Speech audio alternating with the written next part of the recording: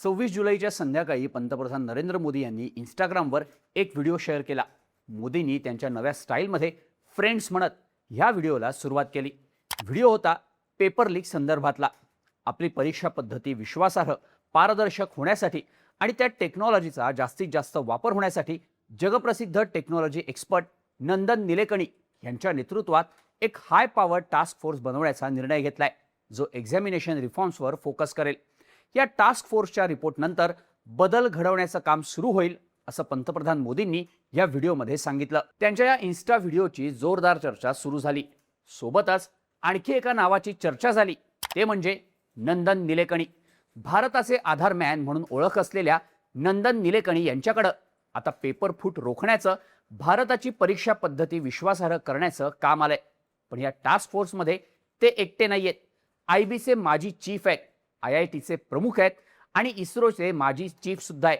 या टास्क फोर्समध्ये मोदींनी कोणाची निवड केली आहे, का केली आहे, पाहूयात या व्हिडिओमधून। नमस्कार, मी शार्दूल आणि तुम्ही बघताय बोल व्हिडिओ। सगळ्यात पहिलं नाव या टास्क फोर्सचे प्रमुख नंदन निलेकणी, इन्फोसिस टेक्नॉलॉजीचे को फाउंडर आणि चेअरमन।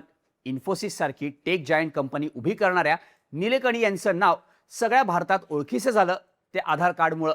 निलेकणी हे UIDAI म्हणजेच युनिक आयडेंटिफिकेशन ऑथॉरिटी ऑफ इंडियाचे फाउंडिंग चेअरमन आहेत। त्यांच्याच प्रयत्नातून भारतात आधार कार्ड आले, भारतीयांना डिजिटल ओळख मिळाली। इन्फोसिसचे CEO म्हणून सुद्धा निलेकणी यांनी काम पाहिलं। 2009 मध्ये मनमोहन सिंग सरकारच्या काळात निलेकणी यांनी आधार कार्ड बनवण्याचं काम केलं। UIDAI मधल्या त्यांच्या पदाला कॅबिनेट मंत्र्याचा दर्जा होता। एवढंच नाही तर UPIचं फ्रेमवर्क प्रमोट करण्यातही निलेकणी यांचीच महत्त्वाची भूमिका होती। 2019 मध्ये डिजिटल पेमेंट्सवर भर देण्यासाठीच्या RBIच्या कमिटीचे ते हेड होते। त्यांच्या नेतृत्वातल्या ग्रुपनं दिलेल्या सल्ल्यानुसारच डिजिटल पेमेंट्सची देशभरातली स्वीकृती वाढली। GST, सुप्रीम कोर्टची AI committee, India energy stack task force, G20 task force अशा अनेक कमिट्यांवर निलेकणी यांनी काम केलंय। त्यात महत्त्वाची गोष्ट म्हणजे निलेकणी 2018-19 मध्ये सुप्रीम कोर्टाच्या एका 7 जणांच्या कमिटीचे सदस्य होते। त्याचे अध्यक्ष होते निवृत्त न्यायाधीश GS सिंघवी। या पॅनलकडे स्टाफ सिलेक्शन कमिशनच्या CGL CHSL या परीक्षांमधल्या अनियमितता तपासण्याचं काम होतं। थोडक्यात निलेकणी यांना देशव्यापी परीक्षेसंदर्भात काम करण्याचाही अनुभव आहे। आता हाय पॉवर टास्क फोर्सच्या प्रमुखपदी निलेकणी यांची निवड होण्यामागे 2 प्रमुख कारण आहेत। निलेकणी यांच्याकडे सरकारसोबत काम करण्याचा तगडा अनुभव आहे। सरकारची योजना किंवा सरकारचं प्लॅनिंग कशा प्रकारे होतं, त्याचं इम्प्लिमेंटेशन कशा प्रकारे केलं जावं, यासाठी ते साधारण 2009 पासून काम करतायत। दुसरी गोष्ट म्हणजे एकाच वेळी देशभर एकच टेक्नॉलॉजी कशी पोहोचवायची, ती कशी वापरायची, त्यातले चॅलेंजेस कसे कमी करायचे, या सगळ्याचा अनुभव निलेकणी यांच्या गाठीशी आहे। त्यामुळे त्यांच्याकडे टास्क फोर्सचं प्रमुख पद देण्यात आलंय। पण यावरून काँग्रेसनं भाजप आणि पंतप्रधान नरेंद्र मोदी यांना टोमणे मारायची संधी सोडलेली नाही। काँग्रेस खासदार राजीव शुक्ला यांनी निलेकणी यांना पहिली मोठी जबाबदारी आमच्या काळात मिळाली होती, तेव्हा मी योजना मंत्री होतो, असं म्हणत क्लेम करायचा प्रयत्न केल्याची चर्चा आहे। या हाय पॉवर टास्क फोर्स मधलं दुसरं नाव आहे इस्रोचे माजी चेअरपर्सन S सोमनाथ। 2022 ते 2025 या काळात सोमनाथ यांनी इस्रोचे चेअरपर्सन म्हणून काम पाहिलं। त्यांच्याच कार्यकाळात भारताचं चांद्रयान-3 हे मिशन यशस्वी झालं। चंद्राच्या दक्षिण ध्रुवावर पोहोचणारा भारत हा पहिलाच देश ठरला। IIT मद्रासमधून घेतलेली इंजिनिअरिंगची डिग्री, इस्रोमध्ये वेगवेगळ्या मिशन्सचा प्रदीर्घ अनुभव ही सोमनाथ यांच्या जमेची बाजू आहे। त्यांची या टास्क फोर्समध्ये निवड होण्याचं कारण म्हणजे त्यांच्याकडचा अनुभव हा सायबर इंटेलिजन्समध्ये महत्त्वाचा ठरू शकतो। पण त्याहीपेक्षा जास्त महत्त्वाची गोष्ट म्हणजे ते झिरो एरर प्रोसेस तयार करू शकतात।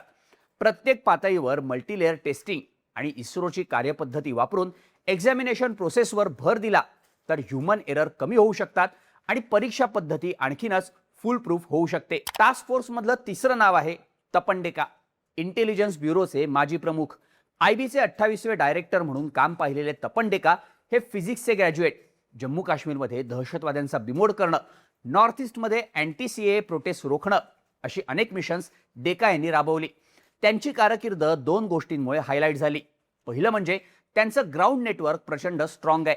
दहशतवाद्यांचे स्ट्रॉंग झोन्स म्हणून ओळखल्या जाणाऱ्या भागांमध्येही त्यांनी अनेक ऑपरेशन्स यशस्वीपणे राबवली।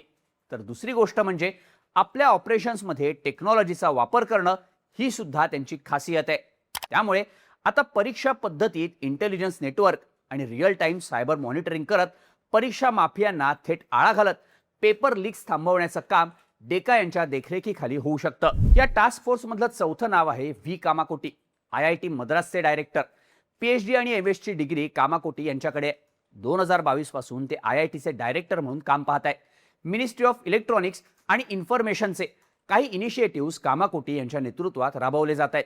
नॅशनल सिक्युरिटी ॲडवायझरी बोर्डचे ते सदस्य आहेत. सायबर अटॅक्स रोखणं, सर्व्हर सुरक्षित करणं यात त्यांची भूमिका महत्त्वाची ठरू शकते. मोदींनी घोषित केलेल्या टास्क फोर्समधलं 5वं नाव आहे अनिता कारवाल. माजी शिक्षण सचिव, गुजरात केडरच्या माजी IAS ऑफिसर असलेल्या कारवाल या केंद्रीय शिक्षण मंत्रालयाच्या शालेय शिक्षण विभागाच्या सचिव म्हणून निवृत्त झाल्या. शैक्षणिक बदल, विद्यार्थी धोरण, ग्रेस मार्क्स पॉलिसी, आन्सर कीमध्ये येणारे प्रॉब्लेम्स आणि परीक्षा केंद्रांबद्दलच्या उपाययोजना या सगळ्या बाबतीत कारवाल यांची भूमिका महत्त्वाची ठरू शकते.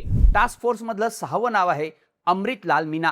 बिहारचे चीफ सेक्रेटरी म्हणून ते निवृत्त झाले. आपल्या 25 वर्षांच्या कारकिर्दीत त्यांनी वाणिज्य आणि उद्योग मंत्रालयाचे स्पेशल सेक्रेटरी लॉजिस्टिक्स म्हणून काम पाहिलं. अमृतलाल मीना यांची ओळखच लॉजिस्टिक्स एक्सपर्ट अशी आहे. सप्लाय चेन उभारण्यात त्यांचा हातखंडा आहे. त्यामुळे पेपरचं प्रिंटिंग, स्टोरेज आणि त्यानंतर ट्रान्सपोर्टेशन या गोष्टी ते फुल प्रूफ बनवू शकतात.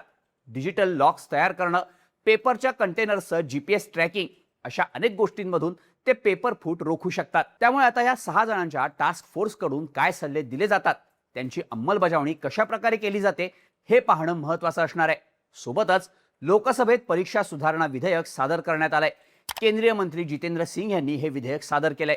या विधेयकात पेपर फुटीसारख्या गैरप्रकारांसाठी 10 वर्षांच्या तुरुंगवासाची आणि 10 कोटी रुपयांपर्यंत दंडाची तरतूद करण्यात आली आहे. 24 जुलैला केंद्रीय मंत्रिमंडळानं या विधेयकाच्या मसुद्याला मंजुरी दिली होती. आता हे विधेयक संसदेत सुद्धा सादर झालंय.